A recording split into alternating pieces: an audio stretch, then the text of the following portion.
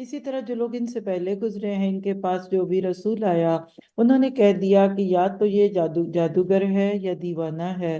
کیا یہ اس بات کی ایک دوسرے کو وصیت کرتے گئے ہیں؟ نہیں، بلکہ یہ سب کے سب سرکش ہیں۔ تو آپ ان سے منہ پھیر لیں، آپ پر کوئی ملامت نہیں، اور نصیحت کرتے رہیں۔ یقیناً یہ نصیحت ایمانداروں کو نفع دے گی۔ ذرا سا رکیے، اس آیت کا نمبر نوٹ کریں۔ اکثر لوگوں کو نصیحت سے بیر ہوتا ہے، اور میں نے اکثر ماں کو دیکھا ہے بچوں کے کان پہ جوں نہیں رینگتی، بچے یہ کرتے، بچے وہ کرتے۔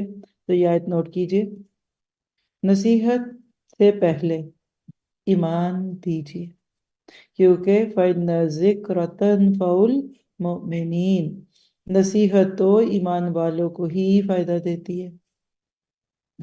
اگر آپ کے بچے میں یا آپ کے شوہر میں یا آپ کی بیوی میں یا آپ کے بھائی میں ایمان نہیں ہے، تو معاف کیجئے، آپ کا بولنا ان کو اور سخت کرے گا، آپ کا سمجھانا ان کو بہت ہی زیادہ اور بھی دین سے دور کر دے گا۔ تو ہم اکثر ایمان دینے سے پہلے نصیحتیں کرنے لگ جاتے ہیں۔ اس طرح نہ کیجیے، اس سے ہوگا کیا کہ ریئیکشن ہوگا، اور جس دوائی کا ریئیکشن ہو جاتا ہے نا، پھر اس دوائی کو فائدے سے زیادہ کئی دفعہ نقصان دینے کا ذریعہ سمجھا جاتا ہے۔ یہ ہے ایمان کی طاقت۔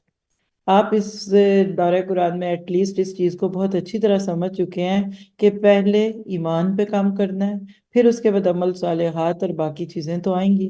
کیوں کسی نے کہا تھا کہ اللہ تو میرے سامنے آ، میں تجھے دیکھ کر سجدے کرنا چاہتا ہوں۔